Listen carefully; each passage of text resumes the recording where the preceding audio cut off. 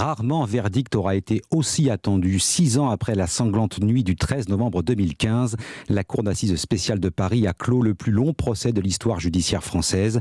Les 20 accusés sont tous reconnus coupables. Les peines prononcées varient en fonction de leur degré d'implication, de 2 ans à la perpétuité incompressible pour Salah Abdeslam, seul rescapé du commando tueur. Verdict accueilli avec satisfaction par les parties civiles. Pour les survivants, la fin de ce procès est aussi un soulagement. Reportage Océane Théard. Le verdict vient d'être prononcé. Sophie sort de la salle d'audience et s'effondre. Derrière les larmes de cette survivante du Bataclan, il y a l'attente longue, près de 150 jours d'audience à ressasser une nuit d'horreur. Et puis, d'un coup, le vide et un poids qui paraît s'envoler des épaules de la jeune femme. On va savourer. C'est un grand vide qui s'annonce, mais c'est beaucoup de soulagement. On va enfin pouvoir passer à autre chose. Voilà, c'est fini. Plus loin, José accuse le coup derrière un sourire tranquille.